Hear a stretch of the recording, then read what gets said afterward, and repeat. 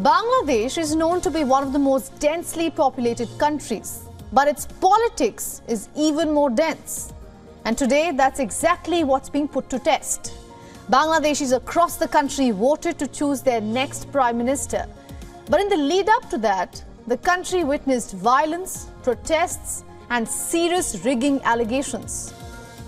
So where does democracy stand in Bangladesh? And how should the world see it? We will try and decode this and much more in this edition of Race to Power.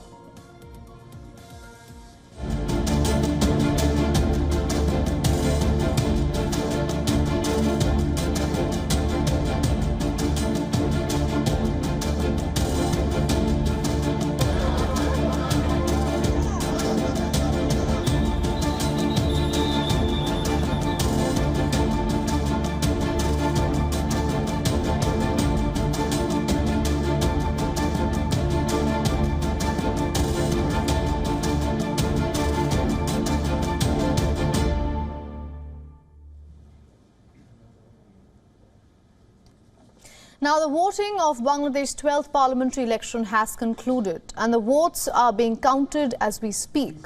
Prime Minister Sheikh Hasina is expected to register a fourth consecutive win and 5 in total. This after the country's primary opposition party, the Bangladesh Nationalist Party, boycotted the polls. The voting began at 8 a.m. local time at the Dhaka City College polling centre. Accompanied by her daughter, Saima Wazid, Prime Minister Sheikh Hasina voted shortly after the ballots opened. After casting her vote, Prime Minister Hasina described the opposition party as a terrorist organisation. I have to prove credibility, right? To whom? To whom? A terrorist party? A terrorist organization? No. I have my accountability to people, to the people.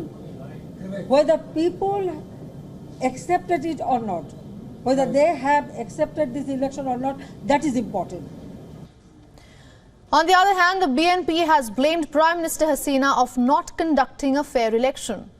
It had earlier urged the people to boycott the elections, terming it a quote-unquote sham. Senior BNP leader Abdul Moin Khan claims that the people of Bangladesh have already rejected the Awami League government through this voter-less election. This is what one of the voters had to say ahead of the polling.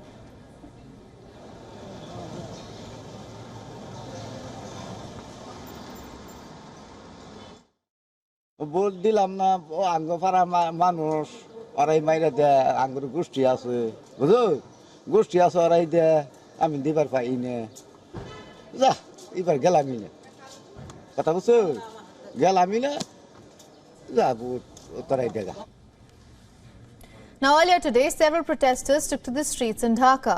They raised slogans against Sheikh Hasina and her administration.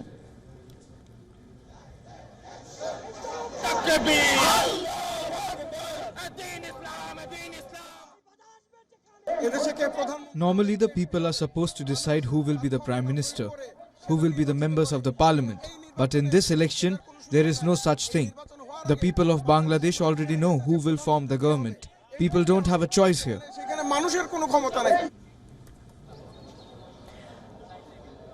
Multiple reports of violence also emerged. A local Awami League leader was found dead in Munshiganj. Reports claim that the body was found near a polling centre with stab wounds. In Chattogram, a clash broke out between BNP supporters and police officials. Officials alleged that BNP members threw stones at them and they had no other option but to retaliate with bullets. এই জিনিসগুলো যাতে আর কি আরো control করা যায় because মানুষের life অনেক precious so obviously আমি চাইবো যে মানুষের লাইফ যাতে আরো বেটার হয় Earlier, ahead of the general election, polling booths were set ablaze. On Friday, 4 people, including 2 children, were killed in a train fire. Meanwhile, 8 educational institutions and 1 Buddhist monastery was also set ablaze. Meanwhile, well-known public figures also made their political debut. Bangladeshi cricketer and Awami League candidate Shakib Al Hassan is one of them. He was seen at polling booth in Magura, from where he is also contesting. Thank you. Now, initial results are expected on Monday. According to the country's election commission, the voter turnout was 27.15% at 3 p.m. local time. And as the voting concluded, we were also told that it stood at about 40%. In 2018, the overall turnout was more than 80%.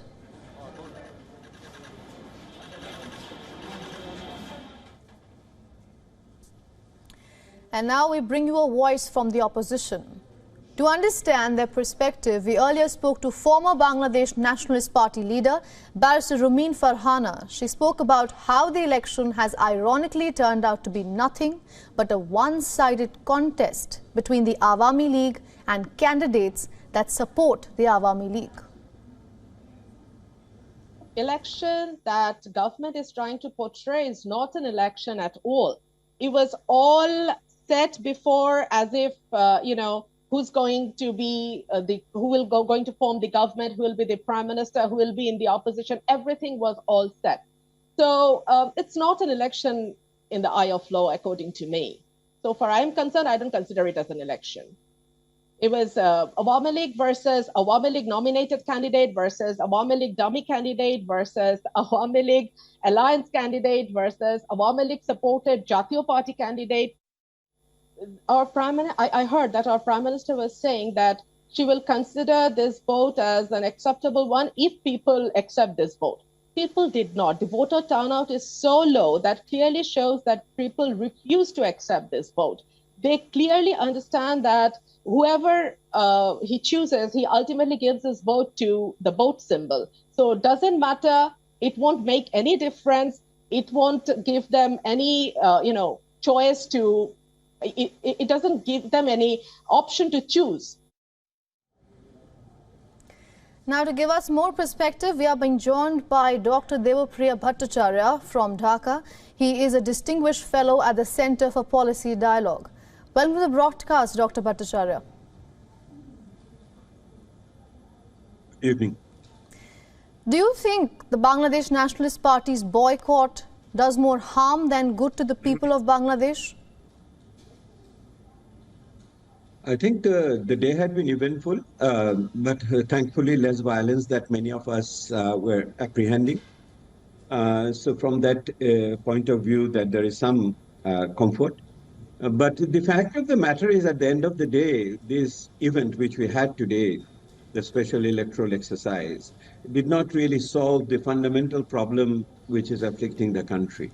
We need a political settlement in order to get going, particularly to undertake the reforms and stabilize the economy, and also to reach out to the left behind people in this development process. So what it has added today is that if you look at that, one of the most contested issue will be what is the voting rate, voter turnout rate, because the government has put the voter turnouts as their justification for the endorsement of this particular activity.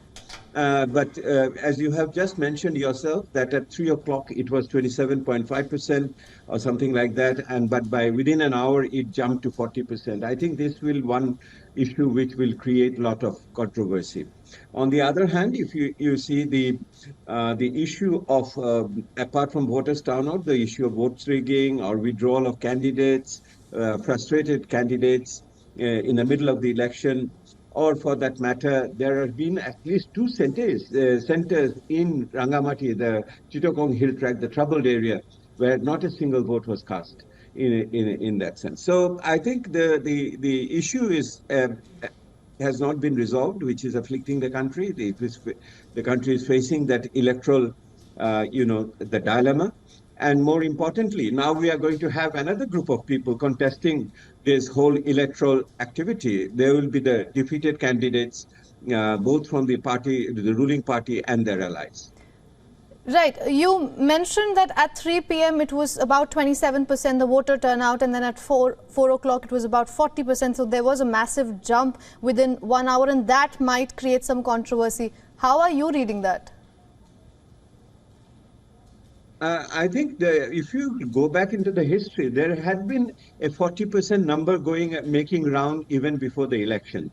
That was one of the target numbers which were talked about by the Election Commission and others. The pro-election, the ruling party is always considered 40% to be a reasonable turnout number under the circumstances. Although it is less than half of what had been in 2008, the Yes. last good election we had under a caretaker system, and even in 2008, 18, it was more than 80%. You mentioned it in your news. So you see, it is much less than what can give comfort in terms of the legitimacy debate. All right, Dr. Bhattacharya, Bangladesh's economy is struggling at the moment. The world is aware about it. But there is also no doubt that Sheikh Hasina has been credited with turning around the economy and its massive garment industry. Then on the other hand, she has also been accused of moving the country towards autocracy. So there is a visible development versus democracy debate. How do you see it? There is no doubt that we have made great progress in the last decade or so. We have come out, we have attained the status of low middle income country in 2015.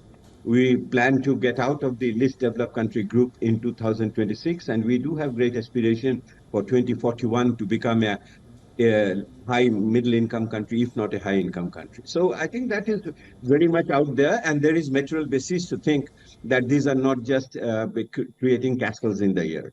The challenge which is there is that in the process, we have destabilized our economy, creating serious strains in the macroeconomic stability. It's a great misfortune for the Prime Minister to go to an election with the possibly with the weakest economic year or fiscal year at this moment in that way. So there is high inflation. But more importantly, that we are not being able to pay our foreign dues, particularly the outstanding import bills and also the upcoming debt servicing liability for foreign debts. And the taka is weakening, which is again feeding into the inflation. So if you relate it to the elections, I think what is important is that we'll have to see whether the election has generated enough political momentum for the government to undertake hard reforms in the coming days, or whether the old influential entrenched power groups will again thwart the possibilities Absolutely. in this regard. We have commitments to the IMF in this regard and hope that the government will be able to do something about it. Absolutely. That's the hope, Dr. Bhattacharya. Thank you so much for speaking with us. I'm sorry I have to cut it short, but thank you so much for all your insights and joining us from Dhaka. Thank you.